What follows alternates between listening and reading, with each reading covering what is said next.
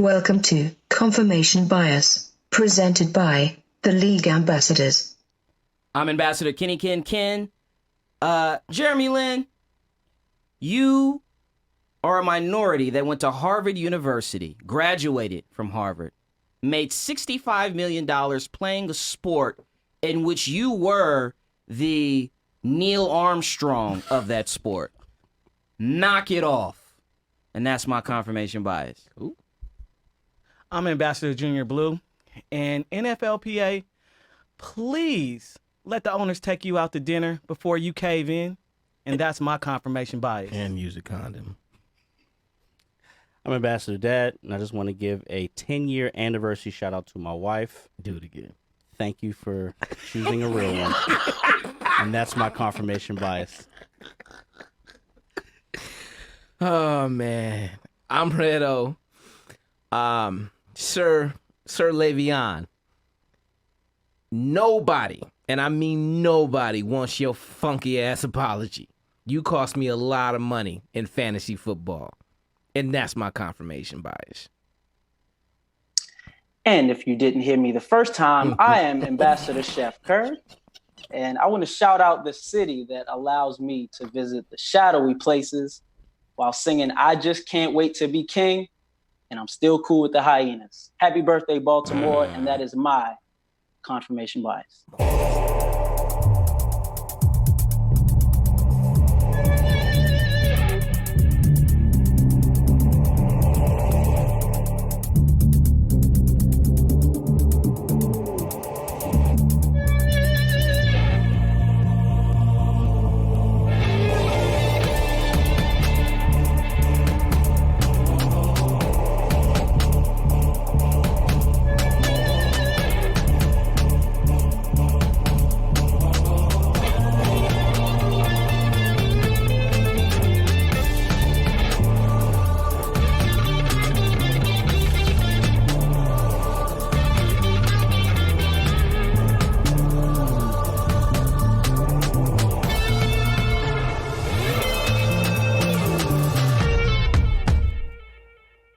Welcome to Confirmation Bias, hosted by the League Ambassadors.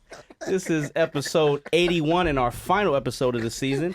As a reminder, please check us out across all social media platforms on our handle at The League AM, our website, theleagueam.com, where you can find all of our content, our flagship podcast, NFL podcast, 32 Kings Road, which we'll talk about a little bit more in the show, and our Blogspot diplomatic community where you, the fan, can spit your bars and drop your hot fire as it pertains to the world of sports.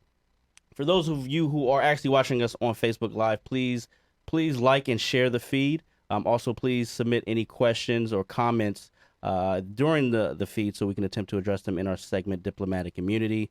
Please go download all of our podcasts, 32 Kings Road and Confirmation Bias, wherever you listen to podcasts or watch vodcasts.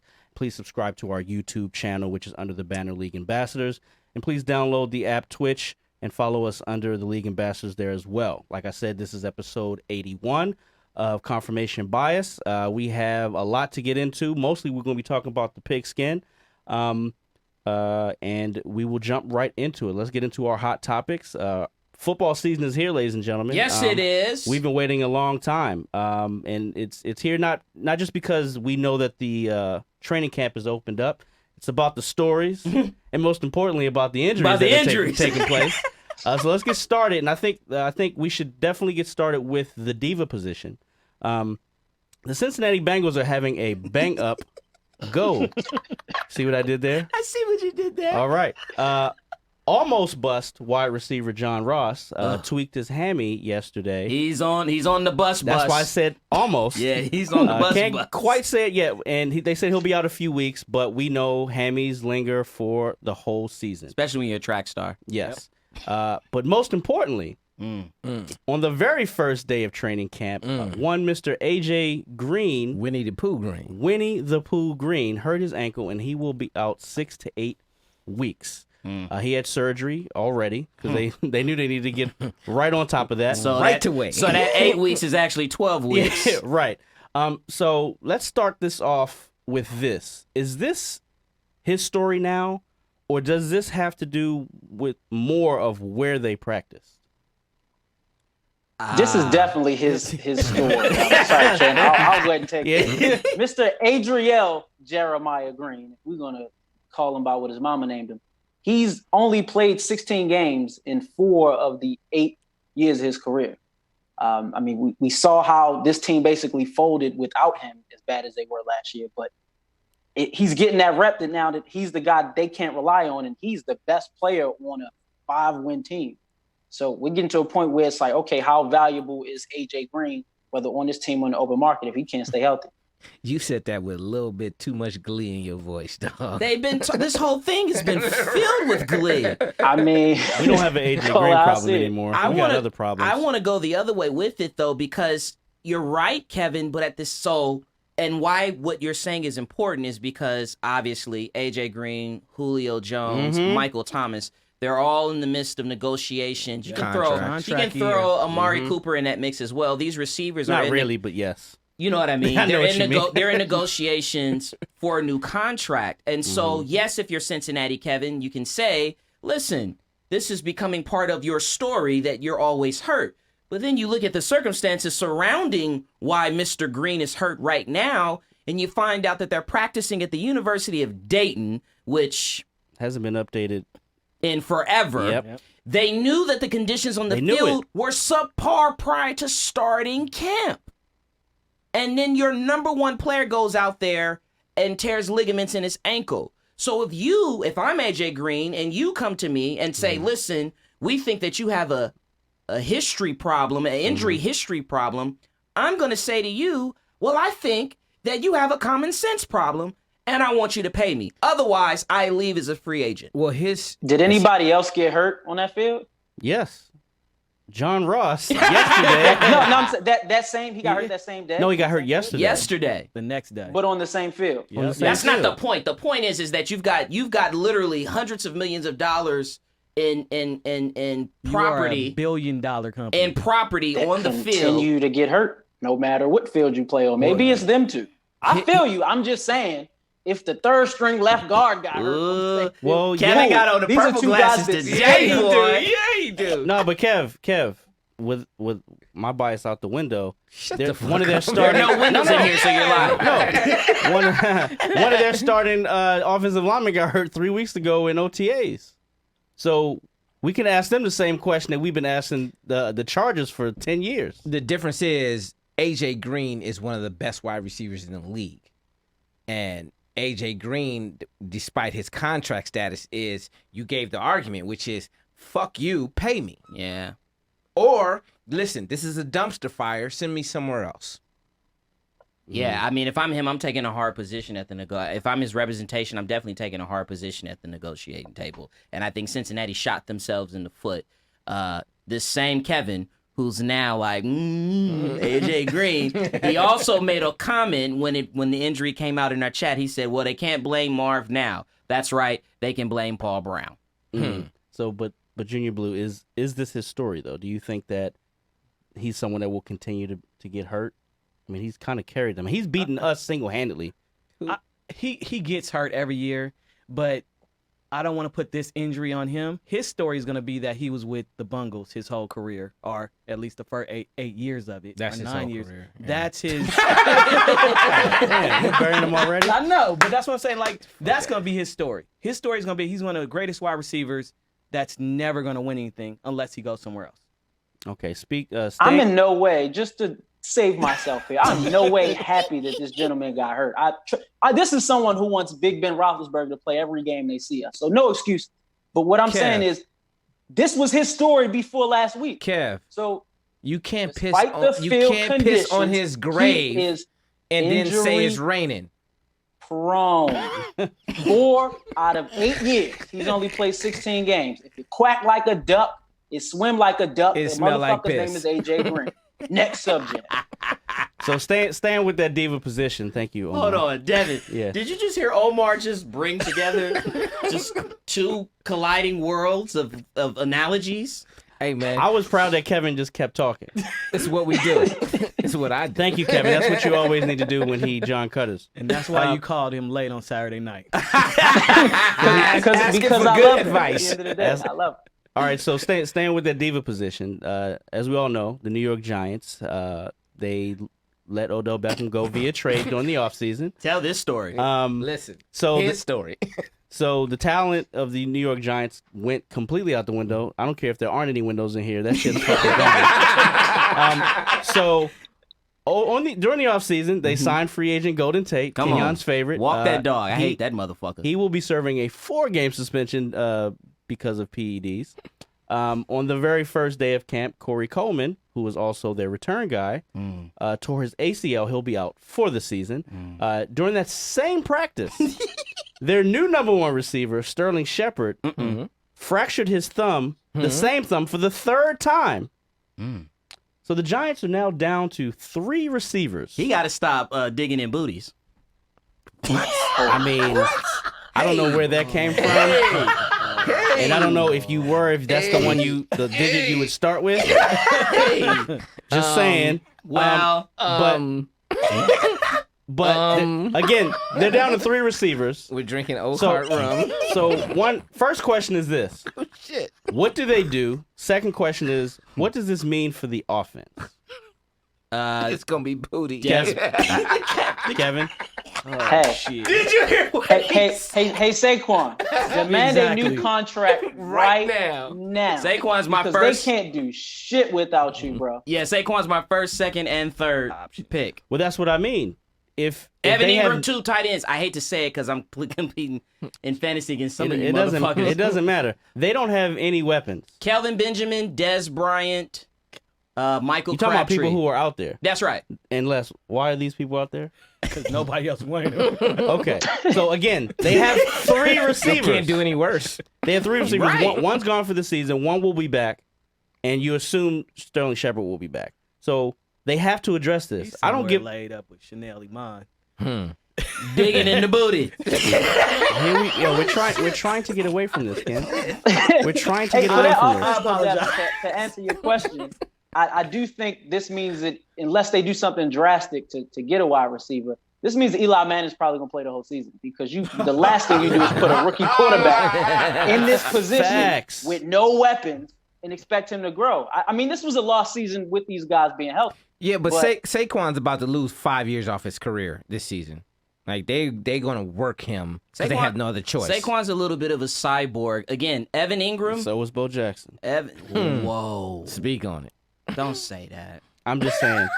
That's how it happens, though. That is exactly how it happened. I mean, Les should know. I mean, it was a 45-yard run where he ended his career, where he shrugged off several people who ran very fast and then tried to break through a tackle that was unbreakable. I'm praying for you now, Saquon.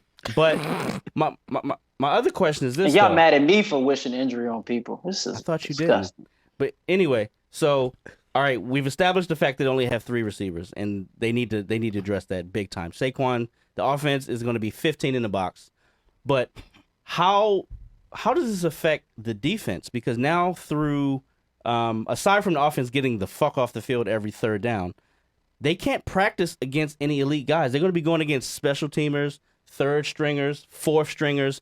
These defensive backs won't have anybody to go up against. The Giants are headed for 6 wins. And that's me being kind. That's because we're 1 week. We're You're about to say you're being real kind. That's a successful season. Yeah. All right. It's only 1 week in training camp. There's other teams that are going to have injuries. We'll get there. I'm being kind and saying 6 wins. The point is their season's done. All right, so let's move down the Beltway or down the 95 to get to the Beltway to the Baltimore Ravens.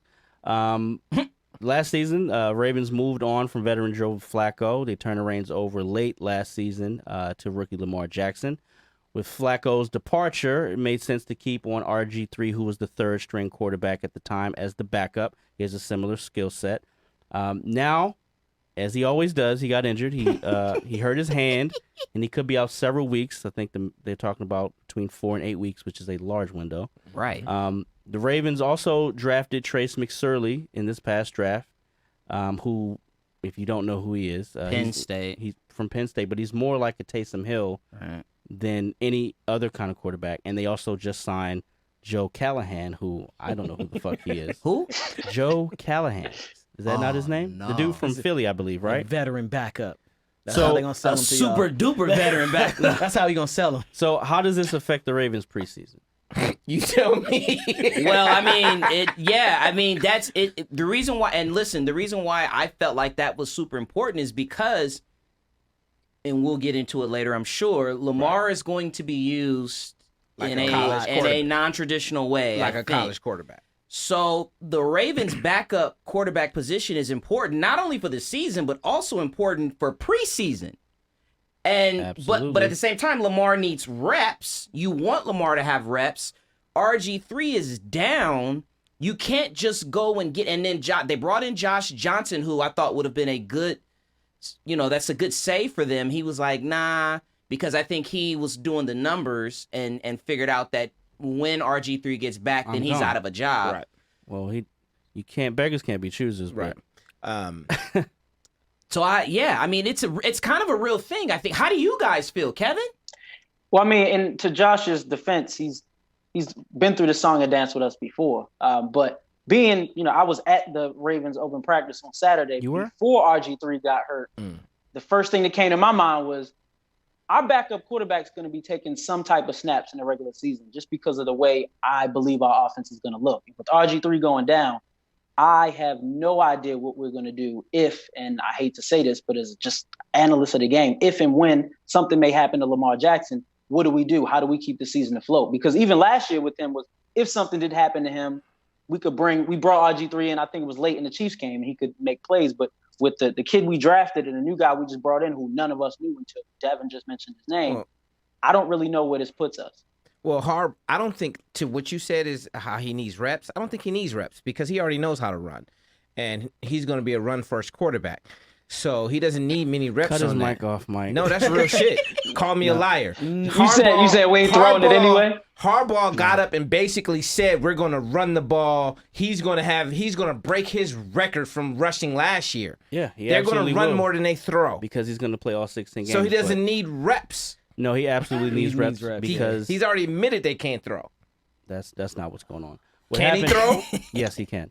So you telling me they have a I'm not quarterback? going to argue with you, my dude. I'm asking a question. You have a quarterback and you're deciding to run more than throw? What is your question? Can he throw? That's what you're asking? I saw him you didn't make say throws anything. Saturday that he couldn't have made last year. Granted, this is practice; these are drills, but he wouldn't have thrown that ball one-on-one drills last year. And he's making progression. He's young. He's working on his skill set. I'll give him that. But to your point, Omar, which I don't agree with you, but to kind of rescue what you were trying to say, I do think that he's going to need to at some point play real game, 3rd and 8, make that throw across the middle or deep down the sideline to improve for us to even have a chance of repeating and winning the division. So without RG3 though, he's either going to have to take those reps in the preseason, risk injury, or someone else that we bring in is going to have to do it. All right, before we move on, yes, he needs reps because we installed a brand new offense. He's been working very hard and diligent throughout the offseason to get up to speed. Greg Roman is his OC now. He's done a great job with quarterbacks like his skill set before. He likes how the communication has gone, but I think he does have to play in the preseason.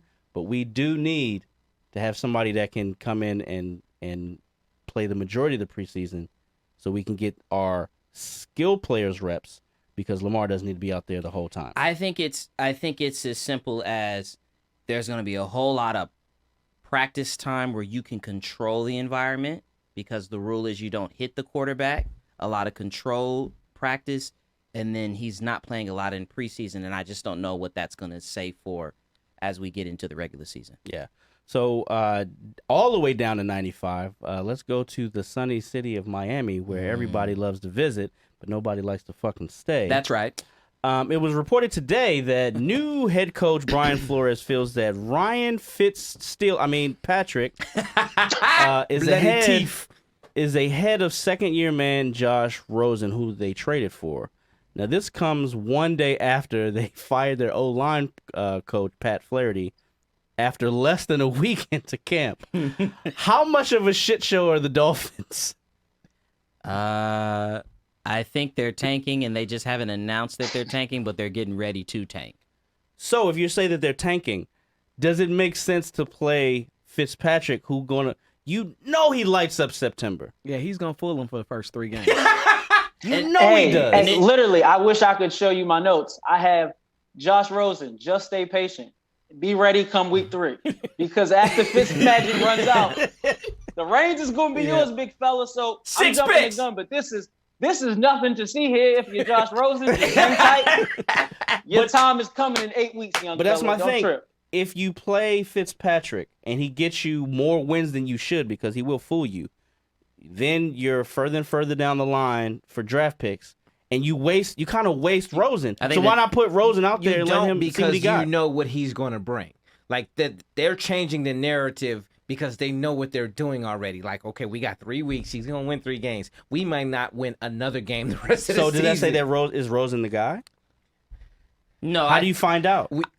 He will get the rest of the season because Fitztragic will show up. Fitzmagic always is 3 weeks. Then Fitztragic shows up. The Dolphins' first 3 games. Uh-oh, here we go. Tell the truth, Les. The Ravens, Loss. the Patriots, A loss. Cowboys. They're 0-3. Damn. Those are 3 double-digit losses. Yeah, but here's the problem. They sacrificing Fitzpatrick for the first 3 games. And they're telling Rosen, take your time. And we don't have an O-line, clearly. No. Because if you're firing the coach already. Yeah. Because then they got the Chargers after that. Oh, that's 0-4. 4. That's Yeah. 4. And then the Redskins, Pick I 'em. think We're that's about to get there. Where's the game at? Miami. It's a pick 'em Maybe. game. Then It's we a got, big we got game. Bills. Pick 'em Okay. game. So I'm thinking by week 5, 6, Rosen might be in the game. Yeah. Yeah. So, All right. okay, that makes sense now. So speaking of Somebody's smart. Somebody been looking at your schedule and doing the math. And they told Rosen already. Yeah. just be patient, B. So going back up 95, we're gonna go to the football team in Washington. Yeah. Trent Williams, who is arguably their best player, is holding out due to contract negotiations, but I believe more importantly, issues with the medical staff for mishandling a cancer scare last year. Jesus. They are already super duper thin at O-line. Has he played his last snap as a Redskin? Hello, Donald Penn. And I think the answer is yes. What I mean by that is they signed Donald Penn today for a 1-year deal to fill in for Trent Williams. I think the most underreported story in the NFL is the story of the football team in Washington. Bruce Allen, there are reports, and you can do your research. Yep. There are reports There's that too. of hostile work environment. Bruce Allen is getting a terrible rap. We're not talking about from a football perspective. It's just from a management, workplace culture perspective. You've got this Trent Williams story, and I definitely think he's pulling a Kawhi Leonard. Yep. In this, I think the same thing. in this situation, and it's crazy because they have some very talented players, and with what Trent Williams is doing, money is not going to solve the issue because if they add a little bit of money or if they rework his contract, you know who else's contract they're going to have to rework? Ryan Kerrigan's. Because Ryan Kerrigan is in the same position. Got 2 years left on his deal. And he's younger. Washington, and I think it's because of Bruce Allen, the leadership or lack thereof of Bruce Allen, it is going to derail a team that, I remind you again, last year they started out 5-1. Yep. They have the pieces there. And then just, to throw another log on top of the fire, not really having anything to do with Washington, but just, I think it's reflective of the karma, the juju of the organization. They've got a running back in Adrian Peterson, and this hurts my heart. He broke. He's broke. Doesn't hurt mine. He's broke. Well, staying in that division, when he's not getting sued for covering up car accidents, Ezekiel Elliott is holding out of training camp. Jerry Jones said over the weekend, or maybe it was yesterday, you don't need the league leader in rushing to win a Super Bowl. Redo, what is Jerry going to do? Now, I got a question for you guys. When's the last time a superstar running back was a part of championship team? Terrell Davis. Define superstar. Superstar running back. A great running back. I agree with Kevin. I think it is Terrell Davis. 98. If I am the Dallas Cowboys, I am doing another trade scenario. I'm calling Cleveland right now. Well, Cleveland's Cleveland not not going to gonna take do him. it. They Just got saying. enough. They got enough. Okay, you telling me they wouldn't rather have him instead of the 3 they got? No. Why not? They don't Because- need it. You add him Because to they that all- to all that three of to them that are Because cheaper. when you Yeah, when you you got exactly when you 17 trade for him, million. you still gonna have to pay him. Yeah. Like his status doesn't change wherever he goes. He's got to Yeah. be paid. I'm doing my best to trade him. Well, to your original point, Omar, I kind of look at these holdout situations, contract situations, similar to the Williams in Washington, is who needs who the most. And similar to with Williams, the Cowboys need Zeke more than Zeke needs the Cowboys. Yes. And to your point, I agree. Maybe Emmitt Smith and Terrell Davis might be the last, maybe Russian leaders to win a Super Bowl. Somebody correct that. But my point is that they cannot survive without him. Yes, they Dak Prescott, who I think his birthday is today, cannot survive without him. So in this instance, if this team wants to compete with the pressure they have on him, they have to figure out a way to pay him, whether he's covering up car accidents or slapping people at concerts. He's the most important person in this team if they want to keep this franchise relevant. So That $20 million Jared got doesn't some go decisions against the to make. cap, right? Yeah, listen. I mean, listen, and I there's disagree. well, there's evidence. You disagree, Omar, but there's evidence to suggest that it's true. You look at when they had Zeke Elliott the season before he got suspended, when they delayed the suspension, and they were 11-12 win team and were this close, Aaron Rodgers away from being in the Super Bowl. And then you look at when he sat out the games and when he wasn't playing, and they didn't even make the playoffs. For better or for worse, their offense is structured around having a successful run game because it makes the down and distance situations easier for Dak Prescott. The mistake that they're getting ready to make is that they're going to pay Dak Prescott as if he's one of these elite quarterbacks, which he is not. And If you pay Wentz, you got to pay Dak Prescott. Wentz is better than Dak Prescott. Yes. If you pay Wentz, Second. you got to pay Dak Prescott. I disagree with that. That's we can talk about So that on episode you're gonna one pay. of So you telling me? 32 Kids Listen, Road. do you think they should be held hostage for this man when they're not going to win either way? No, I think Reality is They have a they're pretty not good going to chance win to either win. way. They're not going to win a championship either way. They got a good chance. they to got- win I the was game. like, got a good they got a team. very strong chance. I mean, you're They're saying one of the it. Super Bowl favorites actually in Nah. Vegas. I mean, we don't believe it, but Vegas does. But before we get out of here and into Black versus Blue, this weekend, it's a great weekend. We have Hall of Fame weekend. Hall of Fame weekend. This weekend, the class is Champ Bailey, Ty What Law. does it say that we've all seen these guys play? Yep. we getting old. Let me finish the names. Champ Bailey, Ty Law, Ed Reed, Tony Gonzalez, Kevin Mawai, Pat Bolin, the late Pat Bolin, and Gil Brandt and Johnny Robinson all getting inducted.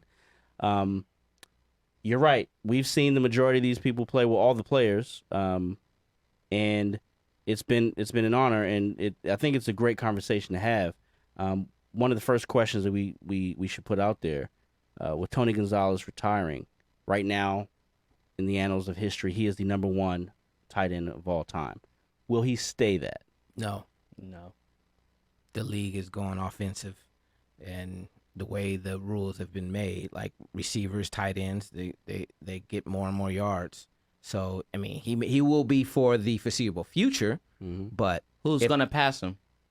doesn't even matter. Yeah, exactly. Somebody's I don't gonna know pass, who's going to somebody's pass gonna him, pass but him. eventually But- someone will. Does he get credit for being the first of this type Now that I and- agree with. and yes. having the longevity? Because some people believe that if Gronk had his health, he would surpass him, but Gronk People is already done. Already try to put him in the conversation. Right, and I don't think But he's so. not. He's not, no. But they try to put him in there. That's to let you know that someone will eventually come along and pass him. It will be, it's. I don't know if the person's in the league, but what I'm saying Pass is him in terms of being a great- statistically or just being a great tight end. defensive numbers are the ones that have a chance to stand. Offensive numbers will fall. yeah, and I think it may hurt him in today's narrative in terms of not just statistics, but win the championship. I mean, Gronk's got his, Shannon Sharp's got his. But I mean, for me, as it stands right now, I mean, he's got to be, just from a production standpoint, from a longevity standpoint, and the fact that he was prototype and all these guys came after him. Came after him. For me, it's going to be Tony Gonzalez until, yeah, like you said, somebody who's not in the league right now Well, come along. My only thing about that argument, well, not the only thing, but if you look at the people that you name, the quarterbacks that threw to them, he didn't have that for the majority of his career. And if you count dude in Matt Ryan at the end of his career, I mean, that doesn't compare to John Elway or Tom Brady. So, I mean, I think it's an interesting conversation. Maybe when they put Metcalf at tight end. Is Antonio Gates gonna be better than Tony Gonzalez? No. Is he better than Tony Gonzalez? No, he's not. Is Jason Witten better than Tony No. Gonzalez? No. Nope. Is Gronk better than Tony Gonzalez? I don't think so. If he had to play 5 more years. You just If Yeah, I it mean, was but no, Skip. as of round, no. So I mean, That's what I'm saying. I don't. Who's better? I mean, yes, philosophically, from a very general, broad perspective, you can say yes, there's somebody that can come along. I don't know that there's going to be anybody that is going to be better than Tony Gonzalez at that position. So here's a question I think that I thought was going to take a large portion, but we got to kind of speed up. But I think it's a great question. You know what? Let it marinate, pimp. Okay. All right. We do what we do. We do what we do. We do what we do. All right. 'em. So Champ Bailey is getting in the Hall, which we mentioned. Yep. Great cornerback, Hall of Fame cornerback, obviously. There are currently 17 cornerbacks listed in the Hall of Fame. When you look at the Hall of Fame website, Ronnie Lott, for some reason, is also listed as a cornerback and a safety. I don't remember Ronnie Lott ever playing cornerback, but I'm not as old as some of the guys in this I room. know that. Listen, I know that Ronnie Lott played corner because I was a Niners fan as a kid. But And yes, they said it, but you didn't see it. Yeah. And for whatever reason, Rod Woodson wasn't listed as either, which is weird to me. So out of the 17, I've seen myself 7 play. And the question is, where does Champ rank in the all-time list of cornerbacks? And for me, out of the people that were listed, I have Champ as 4th. And that's not including people that I didn't see, like my man Dick LeBeau and Mike Haynes from the Raiders and back in the day, like all those cats that I didn't see. I have Dion, Darryl Green, Rod Woodson, Champ, Aeneas Williams, Ty Law, and then Ronnie Lott as the list of the. Wow, that's interesting. I want to hear. What I would love to hear is what the players think. Like What did the receivers say? where he lands. You know, because to me that's more important than the talking heads. When players say this is the one, you know what I mean? Like this is the guy I hated to go up against. I would put him here. That's what I'm more interested in. And to piggyback off of that, because I don't hear that about Champ. Right. I hear that about Dion. You hear nothing about Champ. Right. And that could be a good thing, but I don't hear it. Yeah. So you know. Well, did you hear how I ranked it though? Like, could you, Kev? I mean, you're a little younger, but you've seen all of Champ's career and you've seen most of Rod's. I have Rod over Champ, Similar. and I don't think it's close. I do have Rod over Champ as well. And I got Darryl Green as number 2. Speaking of not being mentioned, Dev, did you mention Revis at all? He's not in the Hall of Fame yet. These are Hall of Fame. Oh, you're just talking of the guys that Yes. are in right now. And which is- he'll See, he in, being but tricky okay. dicky. But with the shit. okay, but no, But no, yeah, that's but the conversation. No, but let's stay there. Is Since Revis since better than But you- Champ? but even still, guys Since you that- put the list out there, is where does Revis fall on that list? God, I like this conversation. I think Yeah, and I was thinking when I first heard the name, I'm thinking, okay, Champ is top 5, but then Dion, Revis, who will be up there, Rod Woodson, Darryl Green, Mel Blunt, who we're kind of young to see, but they literally changed. We're leaving out the people that we didn't see. I think because of longevity, You Champ. said we, I mean, some of the people you named I didn't get to see. So, I'm talking for the graybeards. okay. There's 3 graybeards in here. Junior Blue, where you at with it? Champ Bailey, at a Raider fan, I saw a lot of Champ Bailey. Yeah. And I saw him shut down a lot of people. I think he gets a knock for never making it that far in the playoffs where he was a top player. But when you lined up against him, it was a long day. Now, Revis, I feel like Revis only had 3 years where he was a top cornerback. Revis Island. You know, where outside of that, he was okay. He was a good cornerback. But No, top I think flight, yeah. I And think then, he only had like 3 years. like Champ Bailey had a career being a top 14 flight. years playing a corner. Yeah. And then you think about people like Aeneas Williams was in Listen, Arizona listen. forever. Listen, Aeneas and Darryl Green, because I'm closer to 5'3" than 6 feet. Aeneas Williams and Darryl Green are on my top list, right? And I played corner. So when you are at a physical disadvantage vertically, listen, you got respect and props. The one thing I'd say about the Darrelle Revis thing is we started hearing about, and I'll give you an apropos example today, okay? Kevin Beard, who just got paid right now in Tennessee. The safety. Listen, Dion didn't know who the motherfucker was 2 years ago, and he was in the league 2 years ago. I feel like with Revis, he was putting in work. He just didn't get the pub and the acknowledgement until those 3 years. I think, listen, Champ, That's a good point. Corners get pub because of the lack of production. But there's a big difference between that and Champ Bailey, who didn't. It's not like his career was any different. He just did it for longevity. He did it for longer. Yeah. And you know my Biggie versus that argument is you have to do it at a high level for longer than everybody else. That's the definition of greatness. Yeah, listen. And then at the end of his career, he was still the number one corner on a bad defense. I mean, Torrey Smith abused him in that one game, but there came a point that doesn't in time. erase everything else. It doesn't, but this is my point. There was a point in Darrelle Revis' career where it was like, yo, we got to move him to safety. Yeah. Champ played corner the whole time. Yeah, I think what ended Champ's career is the same thing that ended Deion's career, which was turf toe.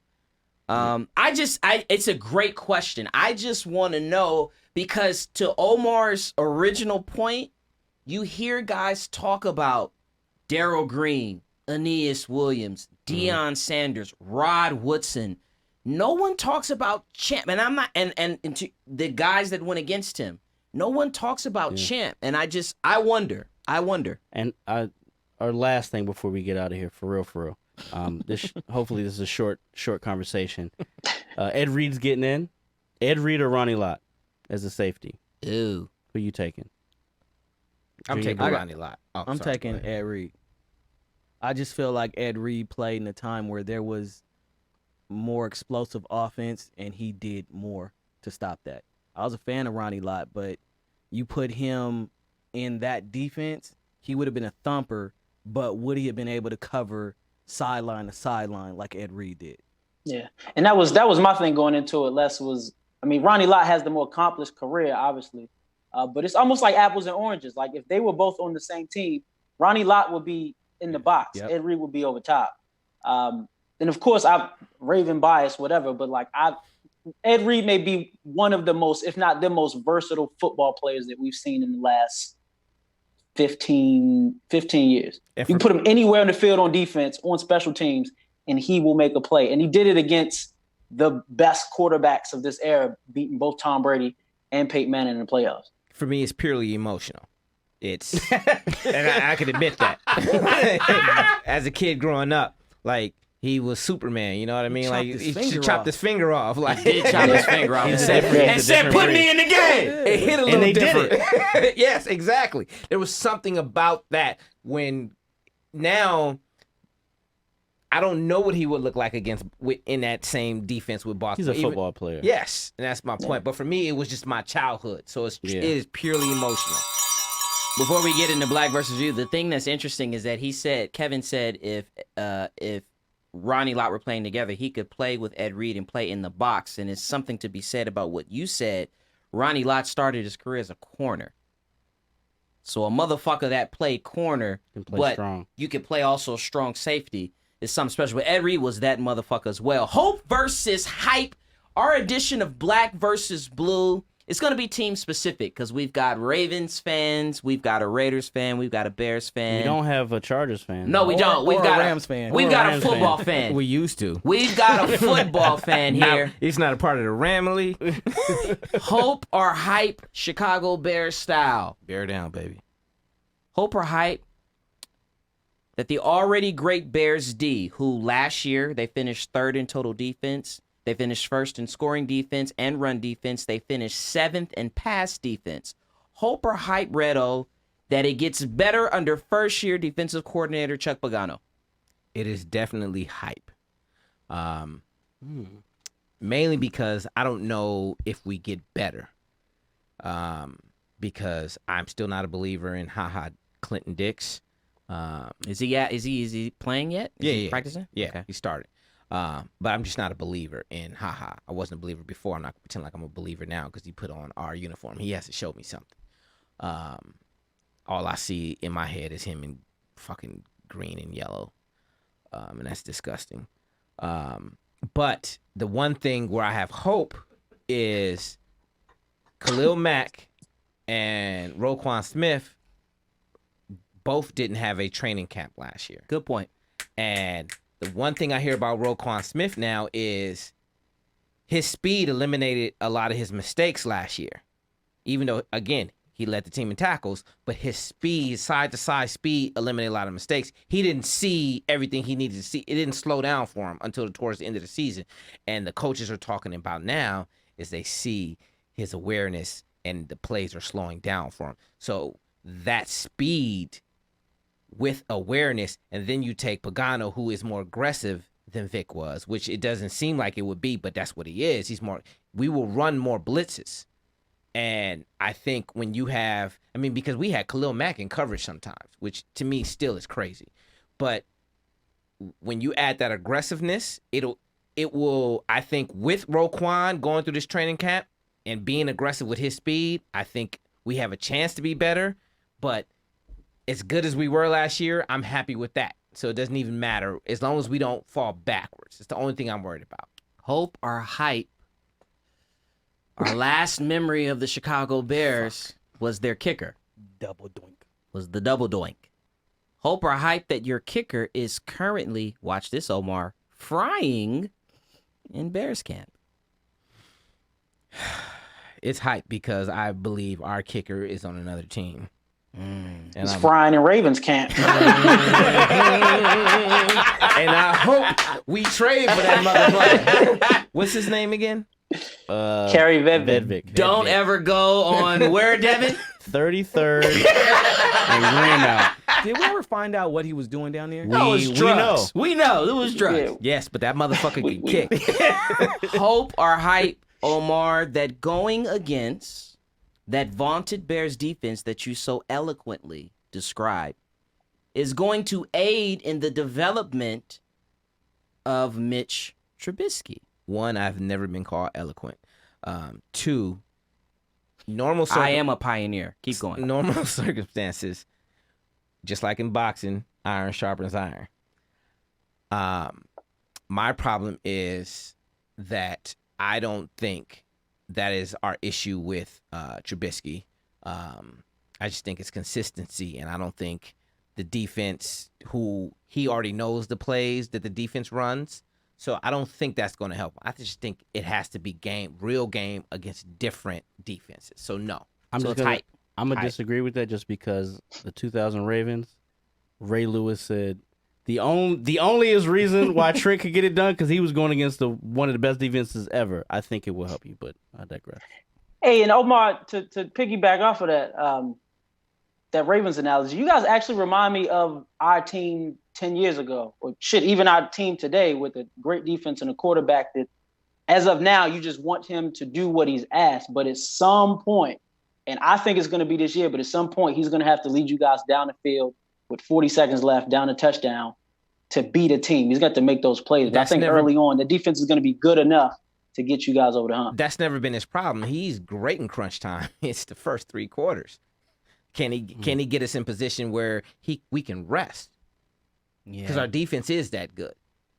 But he ultimately has to, whether it's first, second, third, or fourth quarter, he has to be the playmaker to win games for you guys, not just one to manage. That's no knock on him. I think he can do it. It just has to be done. We shall see, said the blind man to his deaf daughter over the telephone. Newsworthy or nothing to say. Omar is on fire. Let me just tell you, man. He is pulling out every great grandpa. Literally. Every great grandpa. His heart is full of oak. His heart is full of oak. Devin, you are the champion. Newsworthy or nothing to see. Let us go to Oakland, soon to be Las Vegas. Junior Blues Raiders. Newsworthy or nothing to see. We come out of camp. We just had pads yesterday. Number 4 overall pick, shocker, Cleveland Farrell. He looks like he's the DN to replace Khalil Mack. Newsworthy or nothing to see? I'm going to say nothing to see because there is no replacing Khalil Mack, right? He set you up, too. He tried to no, set you I up. I saw it. I was like, that's the wrong question to ask because as Omar saw last year, because Khalil Mack is so great, they want to put him in coverage because he can. Right. We did the same thing. I didn't understand it then. It was stupid then. It's stupid now. But what they got in Farrell is the fact that he's going to be the DN. He can stop the run, and he can rush the passer. There's no worry. We're not sending him out in coverage ever. We shouldn't. So the way he's looked, the way he's performed in OTAs, and every vet on the team has said the same thing. He won't stop asking questions. And then he goes out there on the field, and he puts the answers they gave him, he goes and applies them on the field. So I think he will be the DN for the Raiders future, but he's not replacing Khalil Mack.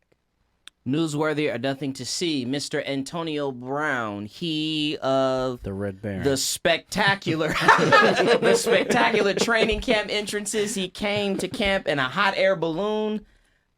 He began camp on the NFI list, which is the non-football injury list. Newsworthy or nothing to see, Junior Blue? Nothing. He just had a little, little height problem after coming in on a hot air balloon. The Little next motion day, sickness.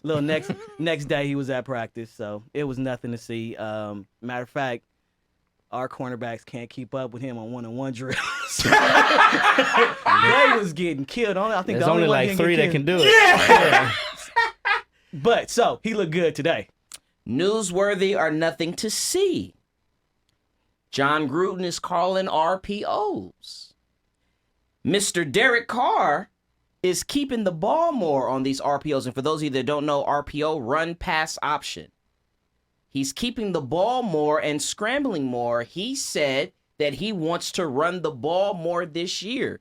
Newsworthy or nothing to see, Junior Blue? It's newsworthy, but that shit ain't gonna last.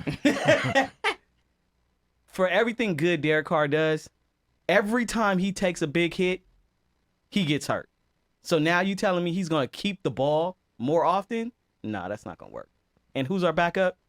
Exactly. Nasty Nate. Nasty Nate. He's had a revelation. It's either Nasty Nate or a Sling Blade. It could be his master plan to get another big contract, because if Nasty Nate starts a couple games, he going to look good. All right, let's move to hit or flop, our Baltimore boys. We got an extra question in there. You guys just, you jump in. I'll go back and forth. I'll start with you, Dad. Hit or flop? Your offensive line will be the key to a top 10 offensive performance this season. Based off our playoff game, absolutely hit. I think that we do have some interesting questions to fill in our offensive line.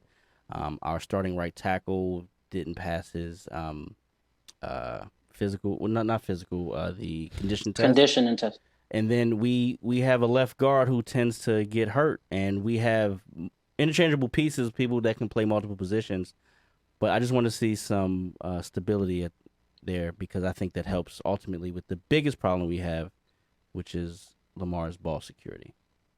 So what Devin's trying to say is, if we can't run the ball effectively every game, we're going to fucking lose. That's not what I'm saying. Kev, I'll stay with you. It's true. Yeah. That's what you should have said. It's true. Kev, I'll stay with you. Mr. Chris Board, as in chalkboard, will follow in the footsteps of one Bart Scott, one Jamil McClain, and one Zach Orr as the latest impact undrafted free agent linebacker. Hit or flop? I think it's a hit. I mean, you just pointed out, we get a guy like this almost every season. So, there's no reason to think that that'll stop now, especially with us letting CJ Mosley go. We got Kenny Young and Peanut filling in there. We're still trying to get a feel for how good Peanut is truly going to be. But I think Board will get his reps on different parts of the field. But I think that he'll also benefit, like those other names that you mentioned, of playing around other great players, to where he's not necessarily expected to do too much. But as we see on any other great defense, you're around great players, your play also increases too. It's a flop. Reason why is because Peanut is also a undrafted free agent, and he's already considered the leader of the defense. Chris Board is going to be good, though, because he's already kind of moved in front of Kenny Young, who was drafted last year. But I think What school he go to? he went to UCLA. Keep going. But you, I think trash that ass. I think that How long your coach gonna be there? I'm happy. I'm happy that all of them are actually fast sideline to sideline linebackers. Kevin, trivia question: who is number 80 on the Baltimore Ravens? His name is Mr. Miles Boykin. All right, Miles Boykin. Your brother didn't believe in your. Side note. You looked at his notes, though. He never does. I didn't look at my notes. I realized I had my pants on. So Miles Boykin will be the number 1 pass catcher for the Ravens. Hit or flop, brothers? that's a fucking flop, and I'm gonna tell you why. Because again, I was at Ravens practice on Saturday when we did 11 on 11 drills with Lamar Jackson's quarterback. Don't get me wrong, I love the kid. I want us to draft him. That ball did not go outside the hash mark, and I don't see it going outside the hash marks at least until maybe Thanksgiving. So, no, listen, but to Miles's credit, he's that big body receiver that we haven't had since Anquan Bolden. I'm glad we have him, but if we're talking about this season, no, our tight ends are going to be the 2 best fantasy tight ends in the entire National Football League. Dev, you agree? 100%. Exactly what I said.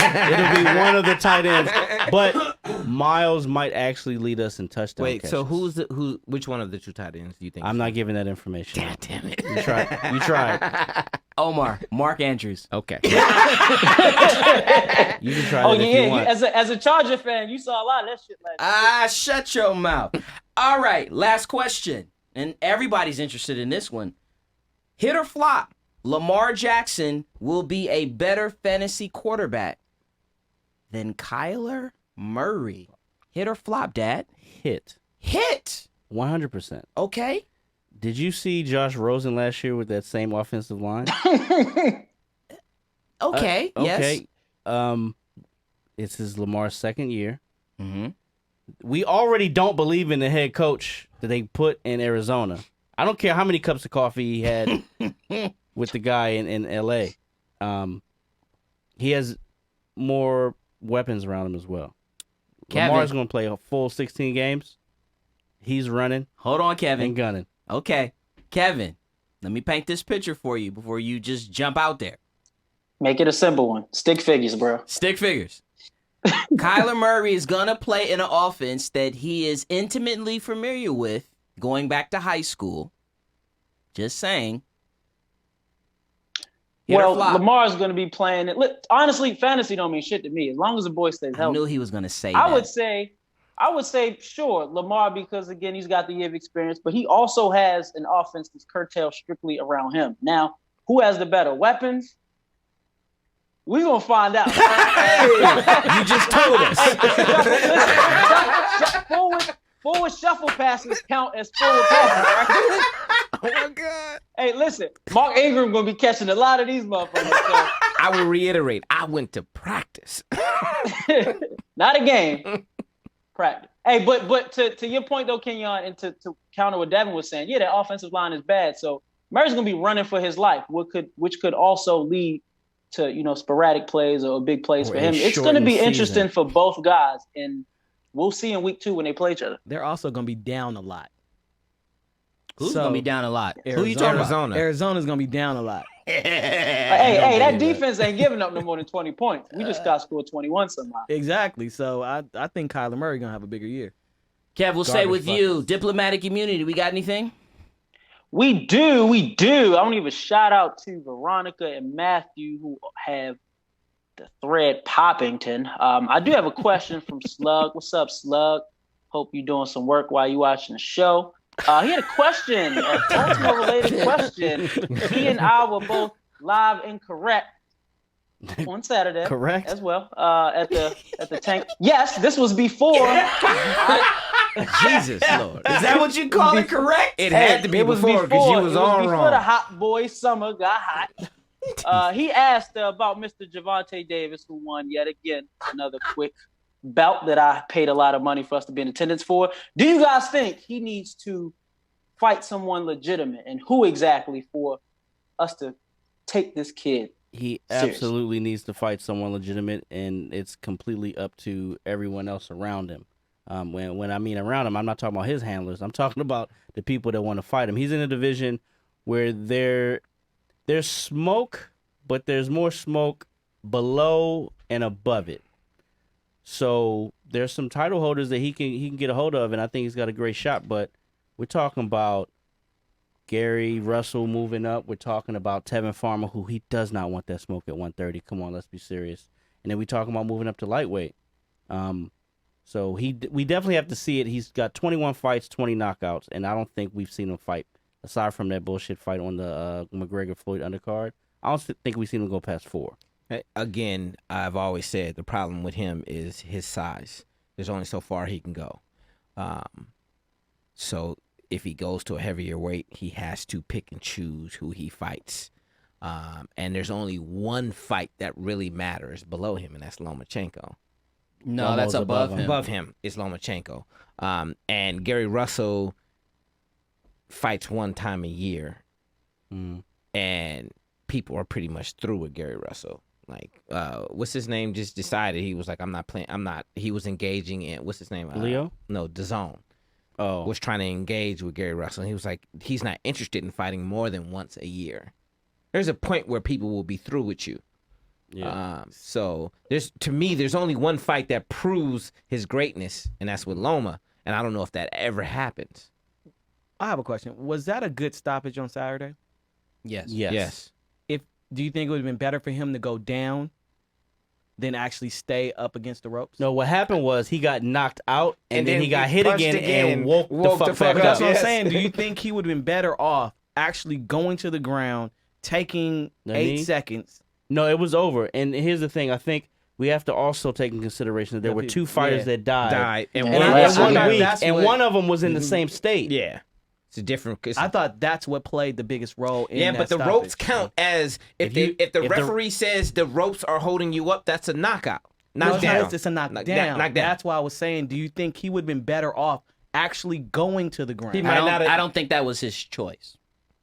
Well, he was He couldn't control that the shit. ropes was his choice. Just, I mean, it wasn't his choice, just but to answer your question, yes, he would have been better off because he would have got one less punch. He wouldn't have woke up. He would have just laid there. Yeah.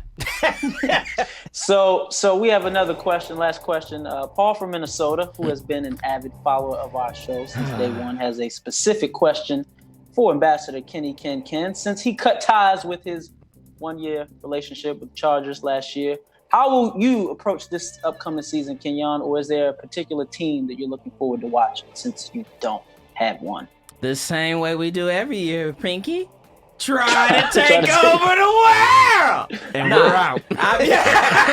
We're not quite out, but yes. No, I'm just gonna watch the teams. Listen, this has been another season of confirmation bias. Dev, we got 32 Kings Road coming up. We've got brand new moments in Hendag. We've got some history on the Raiders. We've got some history on the Bears. We've got the Chiefs. We've got the Texans. We've got the Bucks. And we going back to Europe. And I will say this, we may be away, but we will always be in the game. And with that, we out this bitch. See you on the next podcast. I'll let your boy.